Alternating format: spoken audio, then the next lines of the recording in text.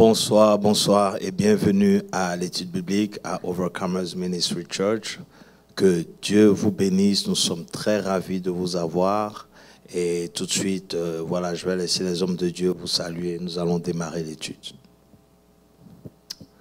Que Dieu vous bénisse, Pasteur Moses, et que la paix du Seigneur réside dans vos cœurs. Amen. Shalom, peuple de Dieu, c'est le révérend Christian Yongo. Que Dieu vous bénisse et soyez attentifs. L'apôtre, Dieu vous bénisse.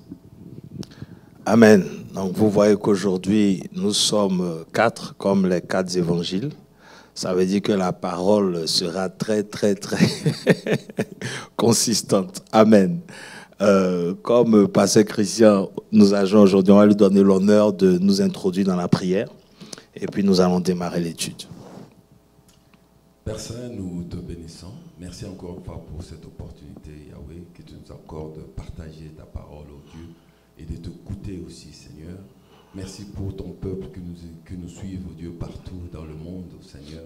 Permets que ce temps soit agréable dans ta présence, oh Dieu, que tu nous inspires, oh Dieu, à parler que de toi, afin que ton nom soit glorifié. Merci encore une fois pour ces instants. C'est dans le nom glorieux de ton Fils, Jésus-Christ, nous avons ainsi prié. Amen. Amen. Amen, amen, amen, amen. Voilà, tout de suite, donc partagez le direct, invitez encore quelqu'un, prenez note et puis n'oubliez pas de poser vos questions. Alors, il est question de la parole du roi. La parole du roi est puissante, n'est-ce pas? La parole du roi est puissante. Et bon, comme on a l'habitude de faire, un pasteur Moses qui toujours nous plante le décor par rapport au message de dimanche. Et ensuite, le pasteur Christian aussi va nous donner un peu son avis comme introduction. N'entrez pas dans la profondeur. Comme introduction déjà pour que le peuple nous suive bien. Welcome back, révérend Christian Yongo. Nous sommes contents de vous recevoir. Et comme le bishop l'a intitulé, le titre, la parole du roi, elle est puissante. Yes. Et elle est incontestable. Amen. Et la Bible affirme très bien. Il dit que tout homme soit soumis aux autorités, car c'est Dieu qui les a établis. Amen. Et Dieu leur a donné l'épée pour gouverner. Tu peux avoir peur de l'épée lorsque tu ne fais pas du bien, mais lorsque tu en règles, tu n'as point peur de l'épée. Okay. Et une seule fois dans l'histoire de la Bible, on a vu que les hommes ont contesté l'autorité du roi. Et c'est là parce que le roi n'était pas en règle vis-à-vis de Dieu. Amen. Que Dieu nous bénisse. Amen. Révérend Christian. Merci.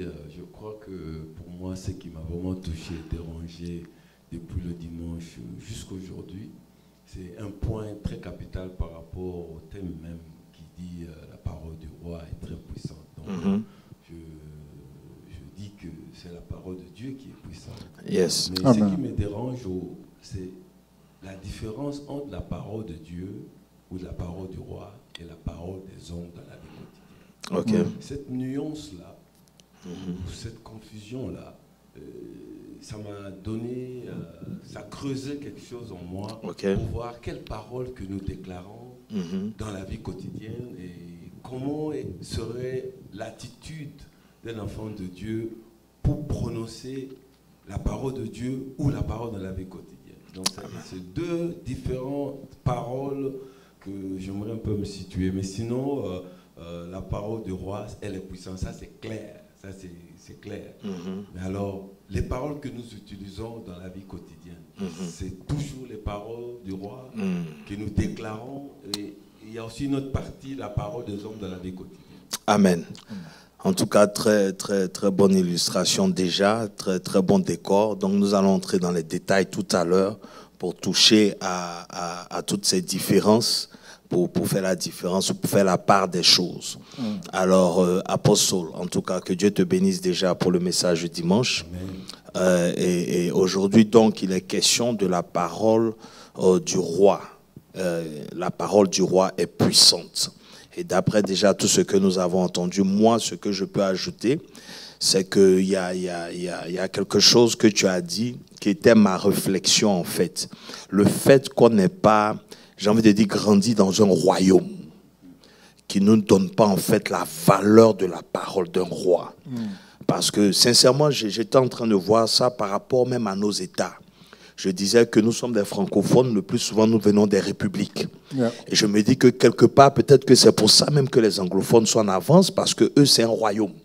Donc, ils sont plus disciplinés voilà. sur certains points. Et c'était ma réflexion, justement. Et quand tu as mentionné ça, ça m'a donné encore de vraiment considérer cet aspect-là. Alors, d'après tout ce que nous disons, Apostole, qu'est-ce que déjà tu peux dire? Non, ce que tu dis est important. Ça veut dire que ce que nous vivons tous les jours n'est que le résultat de là où on a grandi. Comprenez, les gens considèrent un certain nombre de choses en fonction du milieu dans lequel ils ont évolué. Tout à fait. Vous allez voir que les rois à l'époque étaient comme des dieux. Oui. Et c'est pour cela que les seules personnes qui pouvaient contester les rois, c'était Dieu. Et vous allez voir qu'à chaque fois qu'un roi était désobéi, c'est parce qu'il allait contre la volonté de Dieu. Et Dieu suscitait des gens qui supportaient. Sinon, personne ne peut résister à un roi. Donc, c'est cette mentalité-là qu'on n'a pas.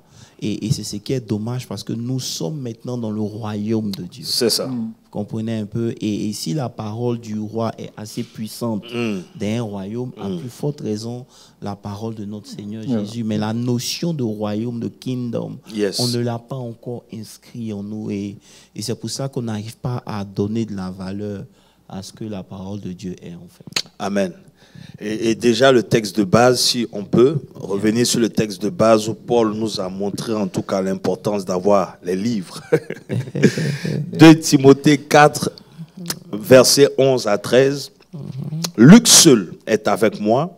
Prends Marc et amène-le avec moi, car il m'est utile pour le ministère. J'ai envoyé Tychique à Éphèse. Quand tu viendras, apporte le manteau que j'ai laissé à Troie, chez Corpus, et les livres, surtout les parchemins. Amen. Amen. Alors, déjà, d'après ce que Paul dit, hein, il voit l'importance de ce dont il a besoin. On ne va pas parler du manteau, mais on va parler déjà des livres, des parchemins. C'est-à-dire, on peut considérer déjà que Paul est avancé. Mais il trouve toujours l'importance de grandir dans la parole. Alors, qu'est-ce que ça vous inspire déjà, Pasteur Moses? On peut commencer par toi. On ne finira jamais d'apprendre. Et ça, le livre des Proverbes nous instruit bien là-dessus. Il dit, si tu trouves un homme dans le monde qui te dit qu'il connaît tout, détourne-toi de cet homme-là et tourne-toi vers un fou. Alors tu apprendras mieux quelque chose auprès d'un fou que de la personne qui se dit connaître tout. Cela montre l'importance de l'éducation. L'instruction, l'éducation, on apprend toujours et les livres sont très importants. Oui, mais pour moi, c'est beaucoup plus voir comment est-ce que Paul a eu cette révélation et que cette parole est devenue une vie pour lui. C'est-à-dire qu'il s'est senti incomplet.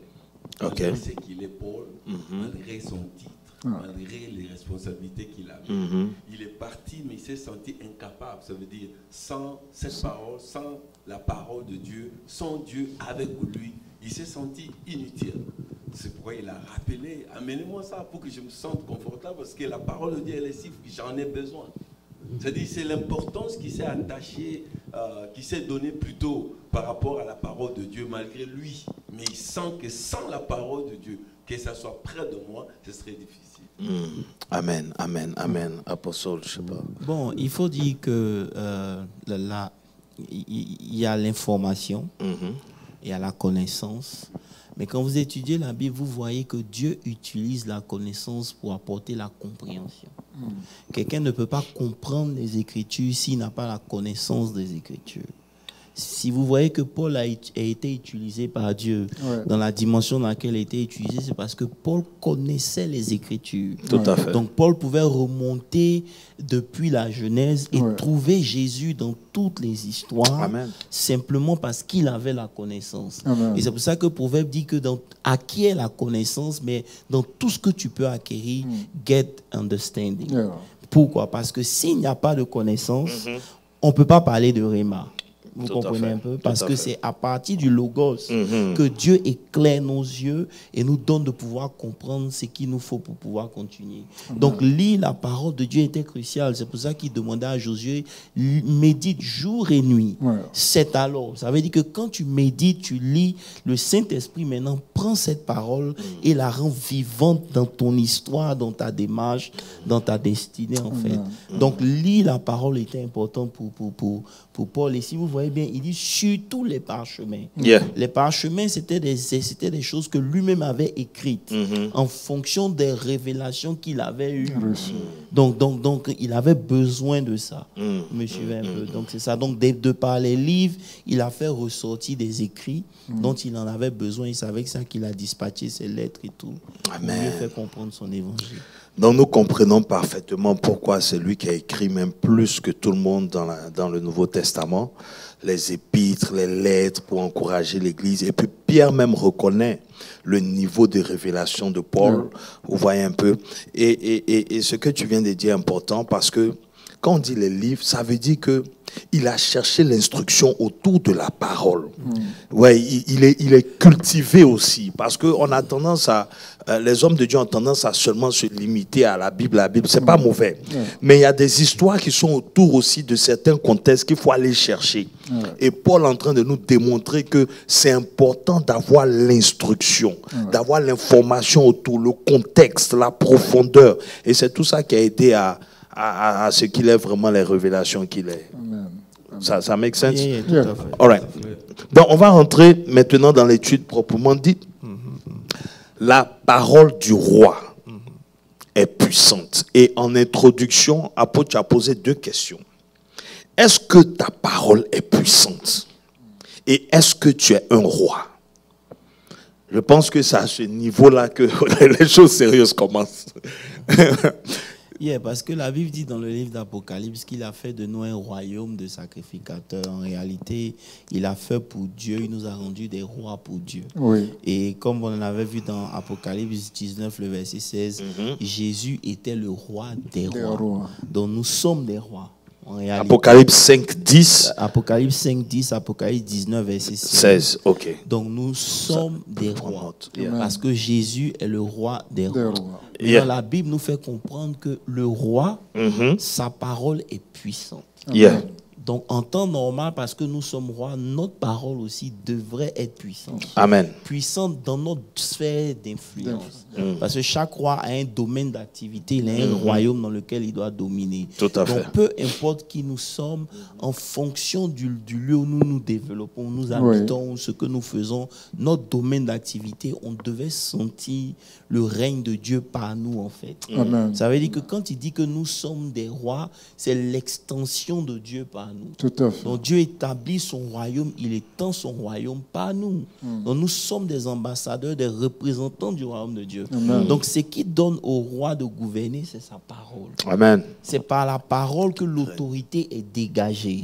C'est pour ça que le roi le veto. Est-ce que vous me comprenez un peu? Si vous lisez bien l'histoire de Salomon, lorsque ces 2 femmes sont venues pour que le roi tranche, quand le roi a tranché, c'était fini, on n'avait plus à discuter. Vous me suivez un peu. Amen. Donc la parole du roi est puissante. Donc quand Dieu nous sauve, il nous envoie de nos familles, il nous envoie dans son royaume, il nous forme pour qu'on reparte dans nos familles.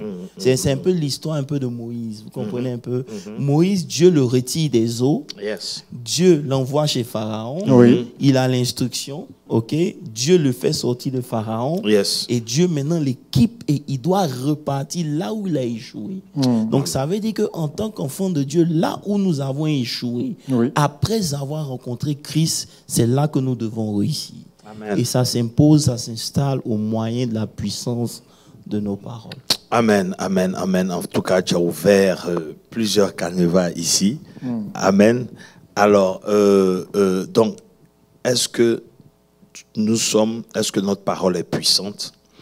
Et est-ce que nous sommes des rois? Et tout à l'heure dans l'introduction, le pasteur Christian a mentionné justement, parce que quand il dit, est-ce que ta parole est puissante? Ça joue un peu sa question, parce que si tu ne fais pas la différence entre ta parole et la parole, j'ai envie de dire, inspirée de l'esprit, c'est à ce niveau-là, je pense qu'il y a des problèmes par rapport à sa question. Non, la Bible dit que c'est de l'abondance du cœur que la bouche parle. Okay. Ça veut dire que lorsque quelque chose est abondant dans votre cœur, que c'est la parole de Dieu, que ce soit tes paroles, partout où tu te retrouves, c'est ce qu'il y a dans ton cœur qui sort. Oui. Parce que tes paroles sont l'expression de ton cœur. Okay. Vous comprenez un peu? Donc, par tes paroles, tu exprimes l'abondance de ton cœur.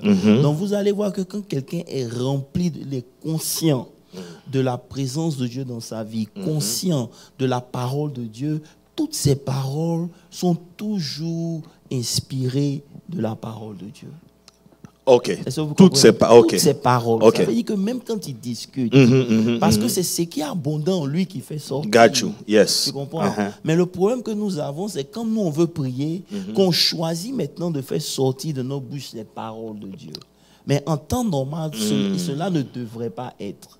C'est pour ça qu'il dit médite jour et nuit, pour que tu sois abondant. Yes. Que lorsque tu parles, ce soit la sagesse qui sort. Amen. Quand tu parles, que ce soit l'éclairement, tu vois un peu, des choses quand tu es conscient de la parole de Dieu à un certain niveau, et c'est comme ça que ça doit être. Mais malheureusement, puisqu'on ne médite pas, puisque la parole de Dieu n'est pas abondante dans nos cœurs, la confusion vient parce que de temps en temps on parle sans conscience de la parole de Dieu, parce que c'est pas ce qui est abondant dans nos cœurs. En fait, c'est à partir de là que la confusion vient en fait. Mais lorsque la parole de Dieu est abondante, selon la Bible, il est dit que c'est de l'abondance du cœur que la bouche parle. Donc c'est pour ça qu'il dit garde mes paroles dans ton cœur.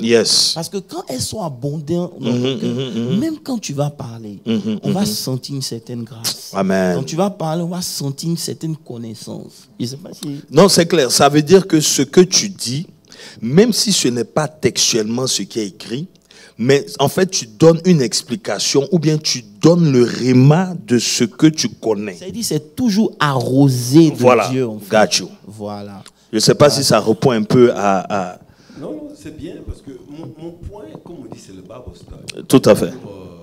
Pas seulement nous qui comprenons à certains niveaux, mais il y a ceux-là qui ne sont pas encore à un certain niveau, ils aimeraient apprendre. Ok. Tout à fait. C'est pour ça qu'il y a un peu une pertinence dans les églises, parce que les hommes de Dieu ou les appelés, ils ont compris autre chose.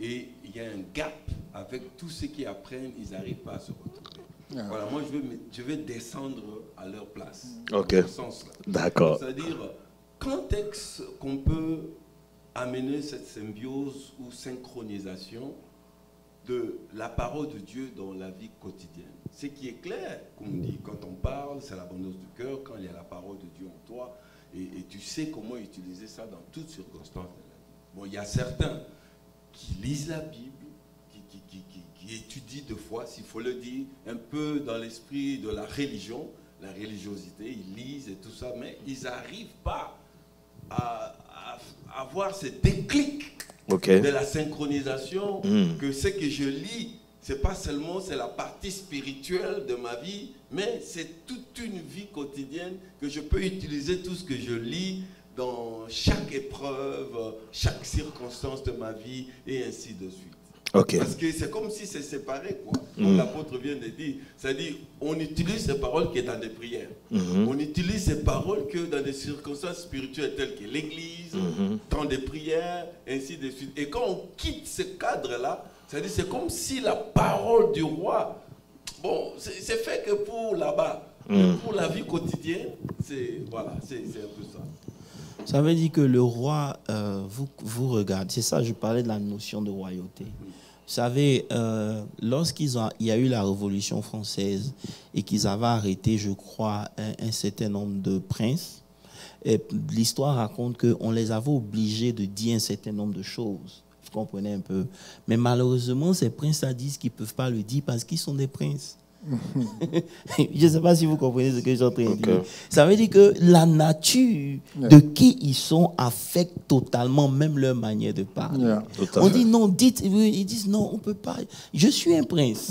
Donc ça ne fait pas partie de mon langage en fait. Vous me suivez? C'est pour ça que dans la parabole du semeur, la Bible dit que quand le semeur va semer, la semence qui est la parole de Dieu ne descend pas dans le cœur, elle est enlevée. Donc lorsqu'elle est enlevée, vous allez voir que cet homme-là qui n'a pas la parole de Dieu dans son cœur, sa manière de parler est aussi affectée. Vous comprenez? Elle est aussi affectée aussi simplement que c'est. Voilà. Donc le mécanisme, la symbiose vient lorsque cette personne commence à comprendre. Parce qu'une fois que la personne a compris la parole de Dieu, la parole devient vivante en lui. Amen. Et parce que ça devient vivant, vous allez voir que même sa manière de parler va changer. Ça veut dire que du point de vue, par exemple, quelqu'un qui était dans la colère et que la parole de Dieu a commencé à façonner, vous allez voir que même quand il va, comment on appelle ça? Non, c'est les batteries. Même quand il peut, il va, comment on appelle ça? Il va stopper. Pourquoi? Parce que justement la parole influence son speech. Voilà, donc en gros, pasteur Christian, c'est ça. Ça veut dire que c'est pas séparé, ça ne devrait pas être séparé parce qu'on est né de la parole, on doit grandir dans la parole, on doit être façonné par la parole.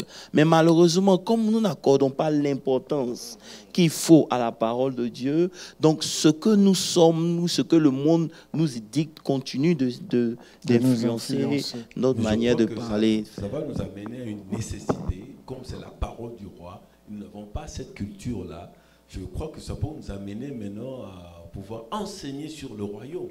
Comme ça, le peuple de Dieu pourront comprendre qu'à tous ceux-là qui ont accepté Jésus comme Seigneur Sauveur, nous sommes devenus de rois. Ça veut dire que nous faisons partie d'un royaume maintenant. Même si nous vivons dans cette terre des hommes, mais nous ne sommes pas comme tout le monde. C'est-à-dire qu'il faudrait que ça soit inculqué, qu'il y ait cette compréhension, que ça ne soit pas seulement une compréhension ecclésiastique, mais que ça soit une compréhension du royaume. Je crois que... Oui, c'est bien, mais en fait, ça revient un peu à ce dont on parlait, qu'on a touché à l'identité, ou bien qu'on a touché la crise identitaire. Ça revient à ça. Parce que dans la crise identitaire, justement, on a développé ce que nous sommes. Tu vois, on a développé ce que nous sommes. Et dans la crise identitaire, on a développé que nous avons grandi dans des conditions qui ont fait que notre véritable nature a été, si tu veux, influencée par le système, par nos familles et tout ça. Donc, quand on croit en Christ, où on retrouve notre véritable identité, maintenant, il y a ce combat entre l'ancienne nature et la nature véritable que nous sommes, qui est basée sur les Écritures, qui est basée sur ce que la parole dit. C'est pour ça qu'aujourd'hui, tu peux voir que c'est toujours difficile pour quelqu'un de croire qu'il n'est plus pécheur. Parce qu'il y a non seulement la religion, mais quand tu as grandi et qu'on te dit que quand tu fais ça, tu es telle personne, ça fait qu'aujourd'hui, même si tu crois que Christ a payé le prix pour toi, tu as du mal aujourd'hui même à dire « je suis saint » ou bien « je suis béni » ou bien « je suis... » Ce sont des paroles qui sont difficiles à dire. Où tu vas voir que des gens le disent, mais sans vraiment que ça abonde dans leur cœur. Ça dit, c'est pas poussé par la révélation. Tout à fait. Tout à fait. Ça veut dire que tant que notre identité n'est pas établie, on ne parlera pas comme un roi. Justement. Je vous ai donné l'exemple de ces princes qui disent qu'eux, ils sont princes. Il y a certaines vulgarités qui ne peuvent pas sortir de leur bouche. Tout à fait. Parce qu'ils ont grandi. Donc c'est pour ça que c'est important de méditer la parole de Dieu. En méditant, elle façonne notre image de qui nous sommes. Yeah. On commence à comprendre un certain nombre de choses. C'est pour ça que vous voyez que avant de rentrer dans le mystère de la confession, des proclamations, on n'a pas commencé avec ça. On n'a même pas encore touché ça. Yeah. On est en train de définir un peu c'est quoi les réalités. Est-ce que vous comprenez? C'est comme par exemple tout à l'heure, je tentais de travailler et le Seigneur me disait arrête ça, je veux que tu mettes l'accent sur quelque chose de bien précis. Et ça m'a choqué parce que je me suis rendu compte que c'est des éléments qui sont importants avant d'arriver à donner de la valeur même à nos paroles. Comment? Vous comprenez? Comme on a dit, qu'est-ce qui fait que nos paroles n'ont pas de poids? Ça veut dire que lorsqu'on parle, même on parle à partir d'un état de peur. Le roi n'a pas peur. Tout à fait. Donc, pour rejoindre ce que tu dis, lorsque cette identité est inscrite en nous, il y a comme une réalité spirituelle qui affecte même nos manières de parler. Disons que, par exemple, ici, Pasteur Landry devient milliardaire. Est-ce que quand Pasteur Landry va dans un restaurant, peu importe le prix du restaurant, il va s'inquiéter de la facture? Non, du tout. C'est un état d'esprit. Tout à fait. Donc, tant qu'on n'a pas atteint cet état d'esprit, c'est nos efforts qu'on veut faire pour marcher dans la dimension à laquelle Dieu nous appelle. Dieu ne nous demande pas de faire des efforts. Tous les efforts que nous devons faire, c'est de chercher à nous aligner à ce que sa parole dit. C'est tout. Lorsque sa parole peut avoir un effet sur toi, elle agira. Amen. Amen. Donc c'est un peu ça. Et apôtre, je veux encore mettre l'accent justement sur le roi. Parce que, regarde, dans Éphésiens 1, verset 20, il dit, il a déployé en Christ en le ressuscitant des morts et en le faisant asseoir à sa droite dans les lieux célestes au-dessus de toute domination, tout. Il a mis tous ses pieds. Attends, je cherche où il dit, nous sommes assis, c'est dans Éphésiens 2. Éphésiens 2, je pense, où il dit, nous sommes assis dans les lieux élevés avec Christ. Éphésiens, en fait, je veux ressortir un point ici. Voilà. Il dit, c'est pourquoi vous autrefois païens, souvenez-vous, non. J'ai confondu les choses. Attends, je vais trouver ça tout de suite. Je vais vous trouver ça. Il dit, nous sommes assis. C'est 2,6. 2,6, ok. Il dit, donc, il nous a ressuscités ensemble et nous a fait asseoir ensemble dans les lieux célestes en Jésus-Christ. Apôtre, on ne s'assoit pas devant un roi. Vous voyez ce que je veux dire? Ça veut dire que si tu t'assois dans les lieux élevés avec Christ, ça veut dire que tu règnes avec lui en fait. Tout à fait. Parce qu'il dit que nous sommes participants. Donc, si on est assis, donc c'est une conscience, je pense, qu'on doit vraiment avoir. Parce que si on ne croit pas en cela, on ne pourra pas arriver au niveau dont on parle ici, de la puissance qu'on peut dégager dans nos déclarations. Quand tu lis, par exemple, Apocalypse 5, le verset 10, il dit que tu as fait de nous un royaume, en réalité, des rois et des sacrificateurs pour notre Dieu. Et la Bible dit, ils régneront sur la terre. Ça veut dire quoi? Ça veut dire qu'on a la conscience céleste et c'est avec celle-là qu'on règne sur la terre en tant que roi. Amen. C'est simple. Vous avez dit, parce que la manière dont Dieu nous a créés, il nous a permis de pouvoir opérer deux mondes différents. En même temps qu'on est sur cette terre, on a accès aussi au spirituel. Donc, dans le spirituel, ce que nous sommes doit pouvoir maintenant s'inscrire dans le physique. Et c'est là où il y a un problème. Pourquoi? Parce que, ayant tellement vécu sur la terre, on n'arrive pas encore à comprendre que nous ne sommes pas des êtres qui sont en train d'essayer d'avoir une expérience spirituelle. Amen. Mais nous sommes des esprits qui sont en train d'avoir une expérience terrestre. En fait. Amen. Et tant que ça, c'est pas inscrit dans nos vies, on ne pourra pas opérer à la dimension de Christ. C'est pour ça que quand Christ est venu, il nous a fait comprendre, celui qui a quitté, c'est celui qui est quitté d'en haut là. C'est lui qui a vu le Père. C'est ça. Et la Bible dit que tel qu'il est, nous le sommes aussi sur cette terre. Amen. Mais c'est la conscience qui ouvre la porte. Tant qu'on n'est pas conscient de cela, ça sera difficile d'opérer à une dimension de royauté. J'aime bien le mot conscience. Et ça me rappelle un peu un adage. C'est une histoire qu'on connaît tous. Il y a un aigle qui a grandi au milieu des poussins. Il mangeait comme des poussins. Il faisait tout comme des poussins. Jusqu'au jour où il a vu un aigle comme lui voler autour, et là, il a pris conscience qu'il y avait quelque chose de différent. Tout à fait. Et il a essayé par la suite de voler, et en fin de compte, il a volé, il a quitté l'état des poussins pour devenir un vrai aigle. Donc, beaucoup de chrétiens aujourd'hui sont dans cet état. Et en fait, la réalité, c'est que en lisant la parole de Dieu, la parole de Dieu nous donne l'image de qui Dieu est.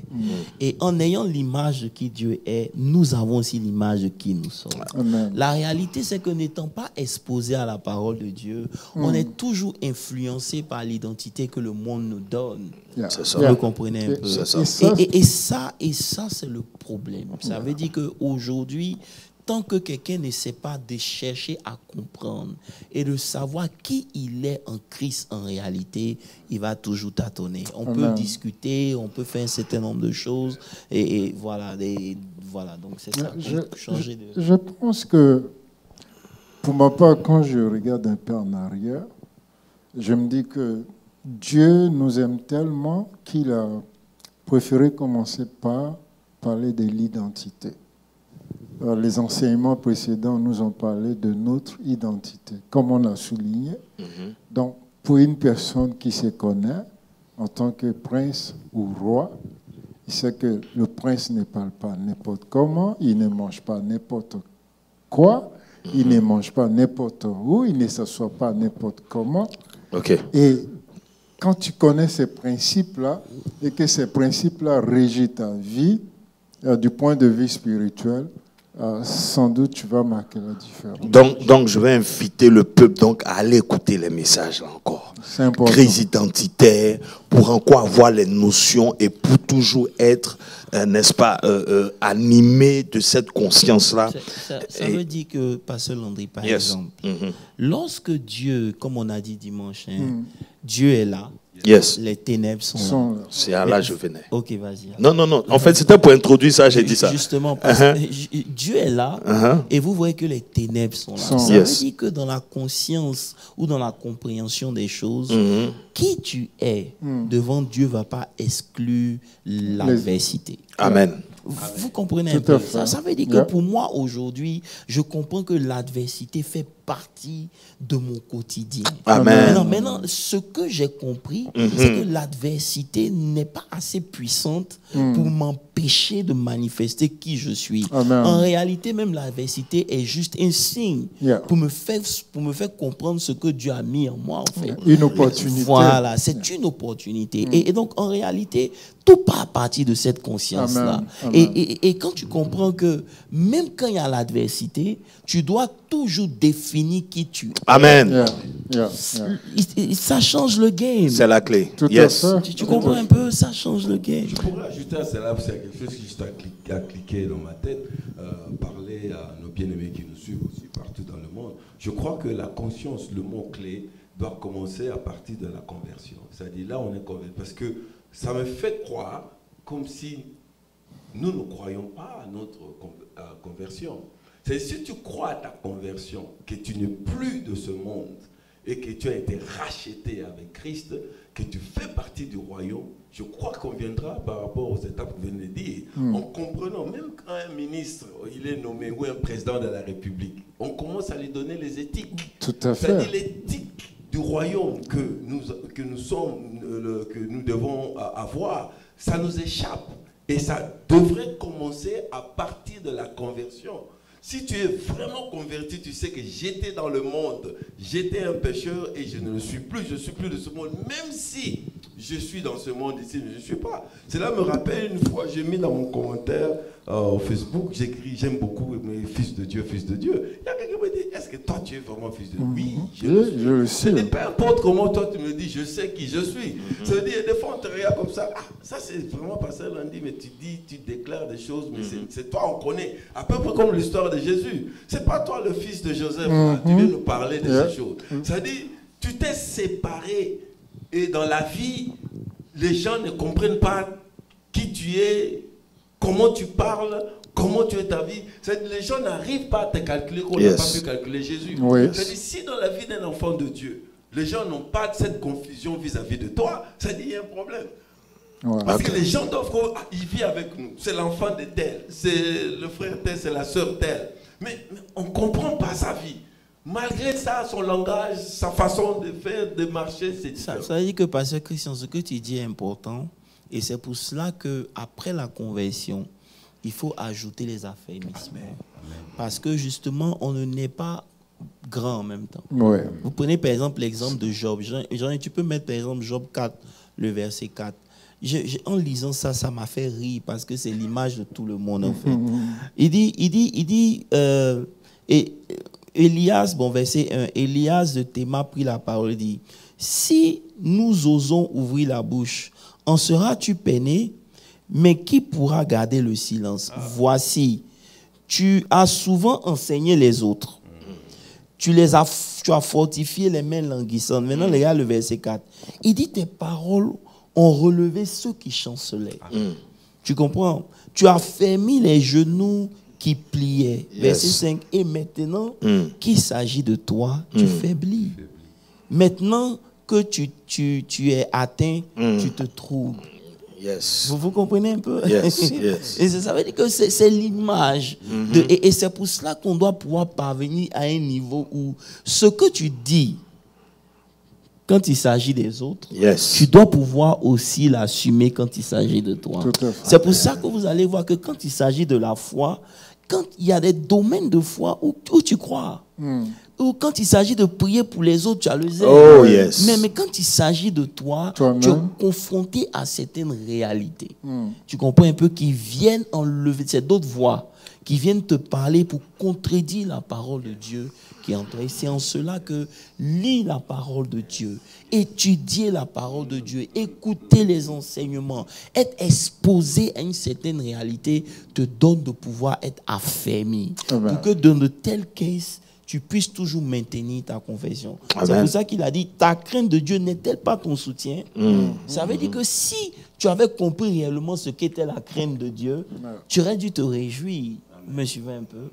Bref, c'est juste pour aller dans le sens pour dire que c'est vrai qu'on commence, mais on a besoin d'ajouter la connaissance. Et c'est pour ça que Paul continue de lire. Pourquoi? Parce que justement, comme Pasteur Moses a dit, on ne finit pas d'apprendre. Yes, voilà. on va toucher à Genèse justement par rapport à ça. Quand tu parlais, j'ai pensé à un film, une petite image d'un film. C'est-à-dire Wakanda. Le premier Wakanda en question avec, je ne sais pas si ça s'appelait Cheetah ou Chichita, je ne sais pas. Mais il était en train de se battre pour son trône. Et il était en train de perdre. Et sa mère lui dit, dis qui tu es. Et quand il a prononcé, je suis tant, il a renversé le combat. C'est-à-dire que ça m'a tapé à l'esprit. Et tu peux voir que c'est ce qui me ramène dans Genèse 1, en fait. Tu vois, où tu dis que Dieu est lumière. Mais, oh, non, j'ai savouré ce passage. Donc, je te laisse la primeur. Bon, écoutez, ça veut dire que... Il a créé... En fait, ce qui m'a plu, c'est que, justement, il pouvait dire, j'ai créé les cieux et la terre. Mais par souci que nous comprenions comment ça se fait, il permet les ténèbres. Non seulement c'est pas souci pour qu'on comprenne, mais c'est l'image de notre vie. Il nous a retiré des ténèbres à la vie. Yes. Vous comprenez un peu? Colossiens 1, verset 13. Voilà, donc nous aussi, nous commençons dans le chaos. Tout à fait. Est-ce que tu comprends? Et de la même manière que nous commençons dans le chaos, où la sorcellerie domine, où le péché, la maladie, toutes ces choses-là nous envahissent, et que Dieu, lui, n'a pas peur. C'est de cette même manière, nous aussi, on doit se réjouir. Amen. Donc c'est comme ça que Dieu utilise l'histoire pour nous rappeler comment il a restauré toutes choses, afin que ce soit le modèle par lequel nous aussi nous passons pour restaurer notre vie. Amen. Ça veut dire que tu peux être la lumière, mais la lumière peut être contestée. C'est ça. Amen. Vous comprenez un peu? Amen. Mais ça ne doit pas t'empêcher de déclarer ce que tu es. De garder ton identité. Moi, j'avais aimé quand vous avez ajouté au-dessus de ça, vous avez ajouté quelque chose, je l'ai même écrit quelque part. Ça veut dire, en tant qu'enfant de Dieu, si Dieu agit dans tout ce que l'homme peut faire, il n'est plus Dieu. Ça veut dire, la lumière est là, l'éternel, il est dans la paix. Ça veut dire, il attend le worst, à peu près comme Lazare. C'est-à-dire, on l'informe que non, le gars pourrissait, s'il faut le dire, mais il est resté en paix. Parce qu'il sait qu'il est la vie. Ça veut dire, ce que l'homme peut faire, Dieu ne peut pas faire. Dieu, il attend le worst, s'il faut le dire. Quand il n'y a plus d'espoir, quand les gens se demandent, mais il y a la lumière et les thèmes, ce n'est pas possible. Toi là qui pries, qui partent à l'église, comment est-ce que tu peux tomber malade et Dieu ne guérit pas? C'est-à-dire, ça m'avait un peu révolutionné, interpellé, en comprenant que Dieu reste Dieu. C'est-à-dire, Dieu ne peut pas faire ce que les hommes peuvent faire. Il agit que quand lui doit agir pour qu'on dise qu'il est Dieu. Et il a également ajouté en disant, il est fils de Dieu, il est la parole de Dieu, il est Dieu fait chair, il est couché, il dort, mais la tempête s'élève. Mais en fait, Genèse, là, moi, ça me fatigue, ça me perturbe. Pourquoi? Parce que, peuple de Dieu, on parle de la création du monde. Et il y a les ténèbres qui sont là. Mais c'est Moïse qui écrit les ténèbres. C'est-à-dire, à aucun moment, Dieu n'a mentionné ténèbres. Aucun moment. Et quand tu lis toute la création, apostole, il n'y a rien de négatif dans tout ce que Dieu a dit. Rien du tout. C'est-à-dire, nous, on commente tellement les problèmes. Tu vas voir, quelqu'un va t'expliquer son problème.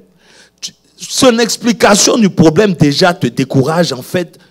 Il a tellement élevé son problème que et c'est une nature que nous comprenons. Et c'est pour ça qu'on doit s'inspirer de Genèse, où malgré le chaos, Dieu reste serein. La Bible dit qu'il a créé le ciel et la terre. Et on sait tous que entre les deux versets là, où la terre devient informe, il s'est passé, le diable a détruit. Il aurait pu empêcher le diable de détruire. Bien sûr. Mais il n'a rien dit. Juste pour dire que même quand le diable détruit, il y a toujours moyen de restaurer. C'est la puissance de la parole. C'est pour ça que Dieu lui-même est obligé de parler. Comment? Pour dire que la lumière soit. Je suis la lumière. Mais pour que la lumière entre en activité, il faut qu'on utilise le couloir du langage pour pouvoir l'imposer. Donc vous pouvez vouloir être riche, vouloir être béni, vouloir être guéri, mais tant que vous ne l'exprimez pas, tant que ce n'est pas profond en vous, ça va être compliqué. Moi, je voudrais donner un témoignage par rapport à cela. Je crois que ça pourrait édifier quelqu'un qui nous suit. Au travail, il y a un wing qui est vraiment pour les gens dangereux. Et il y a plusieurs fois, on m'envoie là. Et si on ne m'emmène pas là, ou on m'envoie pas là-bas, comme hier, il y a quelqu'un qui est mort. C'est-à-dire, il y a toujours des dégâts, des dégâts, des dégâts. Et aujourd'hui, on me demande, mais... Comment tu fais? Comment est-ce que si tu es là, il n'y a pas de drama, mais quand tu n'es pas là, il y a de drama? Bon, automatiquement, tout ce que nous vivons, je prie Dieu, comme le pasteur Landré a dit, allez sur notre site, écoutez les messages. Amen. Ça va vous aider, ça va vous fortifier, ça va vous instruire, ça va vous amener à un autre niveau que peut-être vous n'avez jamais cru. Ce sont des choses qu'on prêche à l'église, qu'on écoute chaque jour, dès qu'on a écouté la parole. Mais maintenant, c'est comme si ça interpelle. Ce que je fais, mon secret, à chaque fois, dès que j'entre dans le wing là, je dis, Dieu, je suis ton fils et je prends possession de ce wing ici. C'est-à-dire, je déclare la parole et je dis, il y aura la paix, il n'y aura pas de drama aujourd'hui. Tant que moi je suis là, tu me protégeras et tu protégeras toutes les personnes qui sont ici. C'est-à-dire, c'est ce que je fais chaque jour quand j'entre là-bas. Et c'est là, je vois que... Là, vous venez de proclamer Josué 1:3 par la foi. Et ça devient un réma pour vous. Donc, c'est ce que nous disons. J'ai une question pour vous. Donc, tu peux être là, il y a des problèmes, et puis ça te tue parce que tu n'as pas parlé. Justement. C'est clair. Regarde, Marc 5:14 dit, vous êtes la lumière du monde.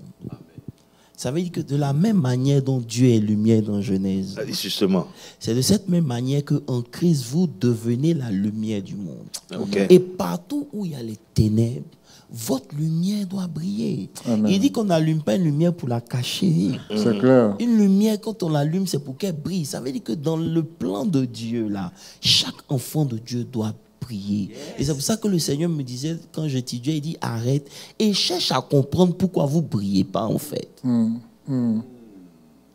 Parce que la réalité, c'est que quand vous lisez l'Ancien Testament, vous allez voir, vous avez tendance à croire que le Dieu de l'Ancien Testament, il est plus puissant que le Dieu du Nouveau Testament. En tout cas. Bon, dimanche. C'est ce que tu fais et puis l'étude. Tu as dit là. Donc tu as dit, tu peux être quelque part. Mais tu es quelque part devant une situation. Tu peux mourir et puis, seulement parce que tu n'as rien dit. Parce que tu n'as rien dit. Mais tu étais là. Et Dieu est là aussi. Dieu est là. Vous avez l'exemple de Jésus dans la barque. Ça veut dire que Jésus est dans la barque, mais le vent se lève, l'eau remplit, ils sont en train de mourir. Jusqu'à ce qu'ils aillent réveiller Jésus pour lui dire, on est en train de mourir, et il se lève et puis il parle. Donc ça dit, il y a des gens qui peuvent périr aussi et il n'a pas cause de toi, parce que toi, tu n'as rien dit. Mais, et puis, il n'a pas de problème avec ça parce qu'il peut encore ressusciter. Non, mais le vrai problème, c'est que beaucoup de gens, lorsqu'on ira devant Dieu, Dieu va nous poser des questions. Ça, c'est clair. Il dit, qu'est-ce que vous avez fait? Parce qu'en réalité, il y a beaucoup de choses qui ne devraient pas arriver sous notre watch. Mais c'est arrivé simplement parce que, justement, on était distrait ou parce qu'on n'avait pas compris. Mais en réalité, c'est que, regardez comment Jésus arrête la procession de la mort. Ça veut dire quoi? Ça veut dire que la veuve de Naï, la mort avait frappé son mari. Yes. Elle est devenue veuve. Yeah. Le seul enfant qu'elle avait, l'esprit qui régnait dans la famille du père, qui était l'esprit de mort, a frappé le garçon. Yes. Mais regardez comment simplement quand Jésus vient, vous comprenez un peu, il arrête le processus de mort pour restaurer une vie. Ça veut dire que partout où nous sommes là, il y a des choses qui ne doivent plus prendre forme. C'est pour ça que personnellement, moi, ce qui me concerne, j'ai commencé à réfléchir pour me dire que si c'est pour vivre une vie chrétienne sans manifestation, c'est que c'est pas la peine. Honestly. Parce que la vie chrétienne, ce n'est pas une vie religieuse. Amen. C'est-à-dire que c'est la conscience de la vie de Dieu en nous. Vous comprenez un peu? Il dit, ce qui est auprès du Père, là, on l'a vu, on l'a expérimenté, on l'a touché. On vous enseigne pour que vous aussi, vous soyez témoins de ça. Je ne sais pas si vous me comprenez. Très clair. Comment vous pouvez expliquer que des gens... Oh my God. Non, mais ton exemple même de 1 Roi 17. De 1 Roi 17. Élie le Tishbite. Amen. Attends. Dimanche prochain. D'accord. Non, il n'y a pas de problème. Non, le Tishbite, ça veut dire que quand il est venu, il s'est présenté, il a dit, il ne va pas pleuvoir sinon à ma parole. Et personne ne pouvait faire tomber la pluie. Ça veut dire que tous les magiciens de Baal, tous les prophètes de Baal, les sorciers, personne ne pouvait, comment on appelle ça, annuler la parole qui était sortie de la bouche de l'homme de Dieu. C'est comme ça que quand Élisée a pris une pierre, il a mis la pierre entre Israël et les Philistins, et il n'y a plus de guerre. Juste poser un autel et puis ça s'arrête là, il n'y a pas de guerre. Simplement parce qu'un homme a déclaré quelque chose. C'est là la puissance de la parole qu'il faut qu'on retrouve. On a perdu cette puissance parce que justement, on ne comprend pas la notion de royauté comme on l'a dit. On ne comprend pas aussi l'importance de nos paroles. Ça veut dire qu'ici aux États-Unis, par exemple, on a découvert qu'on te croit sur parole. Ça veut dire que même quand tu remplis ton application, tout ce que tu mets là, eux, ils croient. Jusqu'à ce qu'on découvre que c'est faux. Mais à partir du moment où ils ont découvert que c'est faux, c'est fini, tu es réveillé. Donc c'est sur la parole qu'on te juge. Donc en tant qu'enfant de Dieu, si on veut reprendre la puissance de nos paroles, on doit veiller sur nos bouches. Ça veut dire qu'on ne soit pas prompt à parler pour parler, prompt à rentrer dans des choses de dénigrement. Toutes ces choses-là viennent diluer la puissance de la parole. C'est pour ça que la dernière fois, tu me dis, on avait vu que quand le prophète a vu Dieu, Dieu, il dit, je suis impur. Son impureté, c'était pas l'adultère, c'était que ses lèvres étaient impures et il était au milieu d'un peuple dont les lèvres sont impures. Ésaïe 6, yes. Ésaïe 6. Vous me suivez un peu? Donc, ça veut dire que ça montre l'importance de la parole de Dieu, de la parole quand vous voulez servir Dieu. Si Dieu vous établit dans une famille, votre parole doit avoir un poids. Si votre parole n'a pas de poids, c'est simplement parce que vous ne vous tenez pas devant Dieu comme Élie l'a fait. Parce que Élie, ce qui a donné le poids à sa parole, c'est qu'il se tenait devant Dieu. Amen, amen, amen, amen, amen. On parle de poids, rappelez aux bien-aimés que ce vendredi, ce sera le dernier vendredi du mois. Donc venons ensemble pour ajouter un peu de poids dans notre parole. On parle de poids parce que ta parole, ma parole, peut-être ça n'a pas assez de poids pour changer les choses. Changer des choses. Mais nous vous invitons tous ce vendredi à venir prier avec nous et afin d'ajouter un peu de poids dans nos paroles. C'est très important et je pourrais chuter par là, apôtre. Je crois que cela me met à cœur que être sauvé, c'est une responsabilité. Tout à fait. Parce que c'est juste pas une grâce, c'est pas juste pas un bonheur. Et on s'assoit, non. C'est une responsabilité. Tout à fait. Parce que la parole que Dieu te donne, nous donne, c'est pour arriver à faire quelque chose, comme l'apôtre vient de dire, dans ta famille. Peut-être toi, à partir de la parole, de ce que tu as reçu de Dieu, tu as été faite pour changer les situations de ta famille, de ton environnement, ainsi de suite. Mais qu'est-ce que nous faisons de ces choses, de ces paroles? Ça veut dire être sauvé, être vivre dans le royaume. Ça veut dire, c'est pas seulement quelque chose de gloire. Mon révérend, laisse-moi me choquer un peu moi-même. Parce que Josué a médité jour et nuit la parole. Il peut dire, soleil, arrête-toi sur ta parole. Mais je peux même te confirmer quelque chose. Ça veut dire que lorsque vous étudiez le texte 1 Roi 17 et que vous voyez que il dit ne pleuvra pas sinon à ma parole, il s'appuie non seulement de sa communion avec Dieu, mais sur la loi de Dieu. La Bible dit dans le livre de Lévitique 26, le verset 4 ou bien le verset 3, il dit, si vous suivez mes lois et si vous gardez mes commandements et les mettez en pratique, je vous enverrai des pluies en leur saison et la terre donnera de ses produits et les arbres des champs donneront de leurs fruits. Mais lorsque vous étudiez l'atmosphère dans laquelle Élie vient, l'adoration de Dieu était bafouée. Tout à fait. Donc il s'était détourné des lois de Dieu. Tout à fait. Donc automatiquement, lorsque Élie dit qu'il ne pleut plus, c'est pas parce qu'il est trop puissant, mais c'est parce qu'il connaît le logos. Comment? Je ne sais pas si vous me comprenez. Il connaît la parole. Il connaît la parole de Dieu. Donc c'est une loi perpétuelle. Yes. Un peu, qui sera établie sur vous et vos descendants. Non. Ça veut dire que si vous vous détournez, je ferme le ciel. Ils se sont détournés, Dieu avait simplement besoin que quelqu'un vienne dire que le ciel se ferme. Pourquoi? Parce que Dieu ne peut pas opérer sur la terre sans l'homme. Amen. Amen. Vous comprenez? Amen. Dieu est obligé de passer par l'homme. De la même manière que le diable aussi passe par des hommes pour imposer un certain nombre de choses dans des familles. C'est de cette même manière que Dieu aussi avait besoin de quelqu'un. Donc quand Dieu utilise Élie, c'est parce que non seulement Élie se tient devant Dieu, ça c'est un, donc il a l'aval de Dieu, et de deux, il s'appuie sur le logos. C'est pour ça que je dis, on ne peut pas aujourd'hui prier pour prier. Si on doit prier pour un sujet, qu'est-ce que la parole de Dieu dit de ce sujet?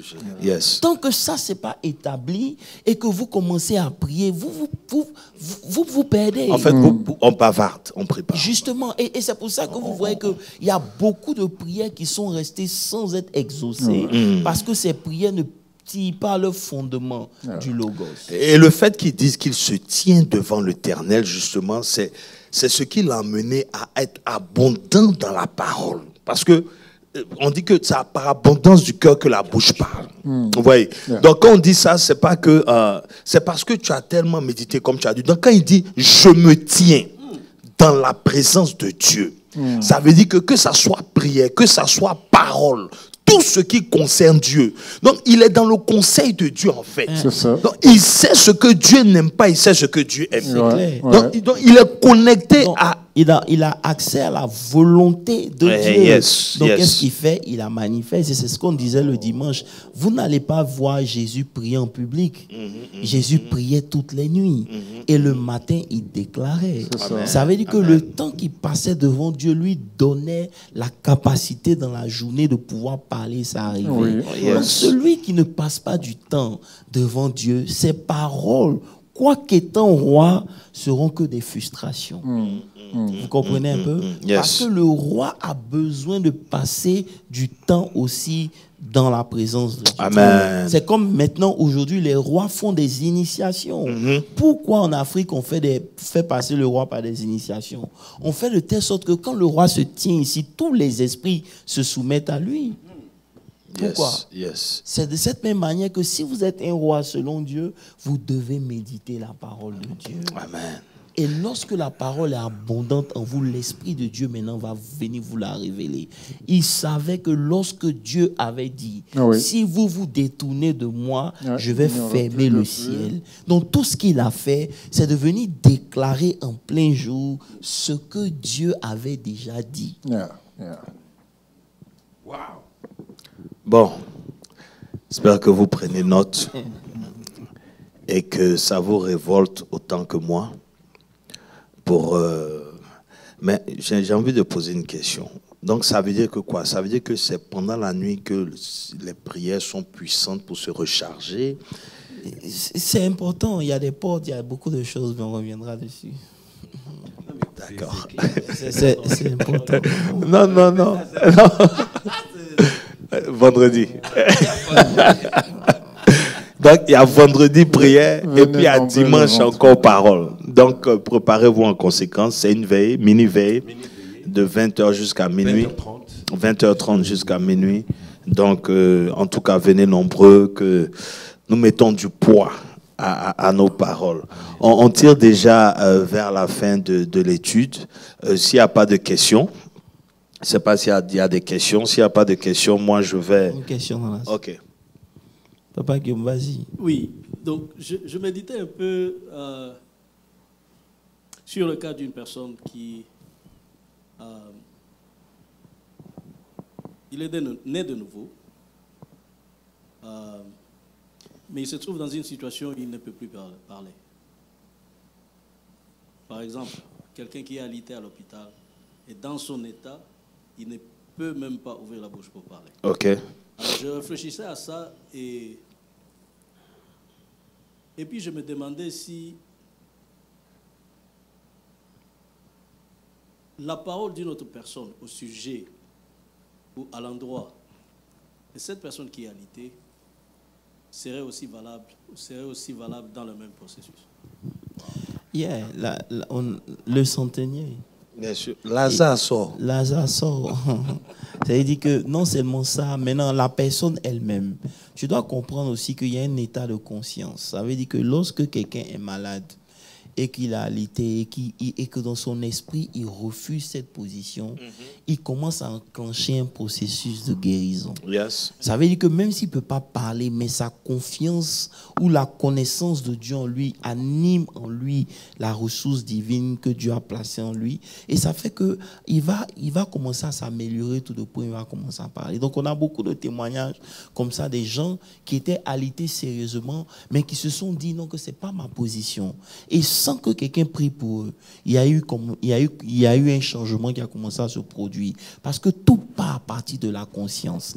Lorsque tu sais que tu es la résurrection et la vie, même si la mort est passée, tu ne t'inquiètes pas. Donc quand tu sais que il n'y a pas de place de maladie dans ton organisme, tu ne joues pas avec ça. C'est vrai, on a fini de prêcher, j'étais très fatigué, hier même tout et tout, j'ai passé tout mon temps à dormir, coucher, mais il y a la fatigue, tu peux sentir que oui, mais ça ne peut pas t'empêcher de faire ce que tu dois faire à un certain niveau. Vous comprenez un peu, voilà. Apostle, est-ce qu'on peut utiliser l'exemple de Anne aussi dans ce cas, parce qu'elle priait silencieusement, par exemple. Ça veut dire que Dieu entend...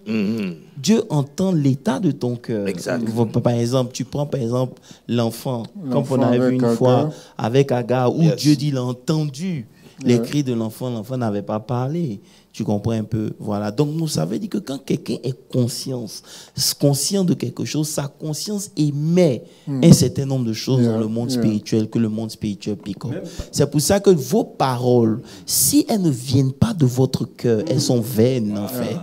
Parce que ce n'est pas ce que tu dis seulement quand le monde spirituel va regarder. Il va regarder la pensée qui accompagne ce que tu es en train de dire. Même au-dessus de ça, si je voudrais ajouter, il y a souvent, nous entendons, moi-même je l'ai expérimenté, pendant que tu dors, tu es dans un état d'inconscience. Mais il y a des rêves, des manifestations, des attaques spirituelles où tu es lié, tu ne sais pas parler. Mais à l'intérieur, tu te bats. Juste c'est qu'à l'intérieur, tu dis Jésus, Jésus, mais c'est à l'intérieur. Ce sont des choses qui se passent à l'intérieur. Tout à fait. C'est-à-dire, même les personnes malades, ils sont dans cet état, même dans le coma. C'est-à-dire, il y a quelque chose de Dieu en eux, dedans, qui doit te pousser à refuser. Voilà, tu refuses ça. Tu es dans cet état-là, mais tu refuses. Ça nous arrive souvent.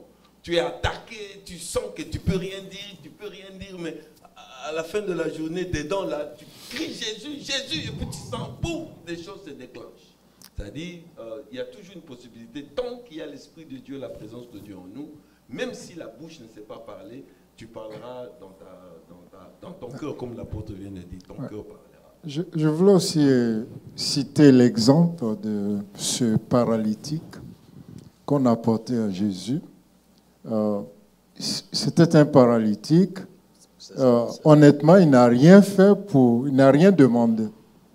La Bible ne nous dit pas quel est l'état de son cœur. Mais je pense quand même que dans son cœur, il croyait à la guérison. Mais ses 4 amis, la Bible dit, ils l'ont porté devant Jésus. Et Jésus a guéri le malade à cause de la foi des amis, non à cause du malade lui-même. Parce que Jésus commence d'abord par dire que tes péchés sont pardonnés. Donc ça veut dire que la raison pour laquelle il était malade, c'était certainement ses péchés.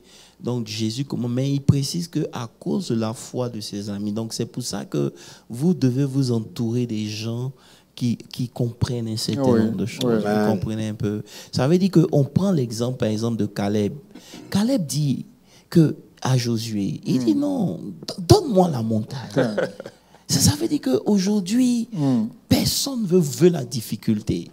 Mais Caleb dit, donne-moi la montagne, que je suis aussi vigoureux que je l'étais il y a 45 ans. Que je l'étais il y a 40 ans en arrière, 45 ans. Ça veut dire qu'il y a des confessions, il y a un état d'esprit qui dicte votre manière de parler et qui fait que vous pouvez posséder un certain nombre de choses. Et il s'appuyait sur la parole de l'homme de Dieu. Regardez, pendant 45 ans, il a gardé cette promesse de Dieu dans son cœur. Il a chéri, il a confessé. Et le jugé, il a déclaré encore. Et en fin de compte, il a possédé la montagne. Tout à fait. Et c'est là qu'ils ont bâti Hébron, la ville d'Hébron. Voilà. Nous nous retrouvons vendredi pour la prière. Que Dieu vous bénisse. Apostole, tu vas prier et puis on va se séparer. Seigneur, nous te disons merci. Merci pour la révélation de ta parole. Seigneur, merci parce que nous comprenons l'importance de nos paroles. Si la lumière a dû appeler la lumière, Seigneur, c'est juste pour nous montrer combien de fois que ce que nous sommes, nous le manifestons quand nous appelons, lorsque nous déclarons ces choses. Donne-nous d'être confiants en qui nous sommes. Au nom de Jésus. Donne-nous de réaliser qui nous sommes devant toi. Au nom de et Jésus. que ce que nous sommes devant toi, nous puissions l'exprimer de façon très claire afin de voir des résultats précis. Bénis tous ceux qui suivent et qui vont suivre cet enseignement. Merci pour vendredi. Nous te disons merci pour la révélation qui continue de couler au milieu de nous. Seigneur, intensifie le flot de la révélation afin que nous parvenions à comprendre qu'est-ce qui s'oppose à nos manifestations pour que nous puissions changer et voir la gloire de Dieu. Bénis tous tes enfants. Souviens-toi de tes serviteurs que nous sommes. Au nom de Jésus, j'ai prié. Amen. Amen. Amen.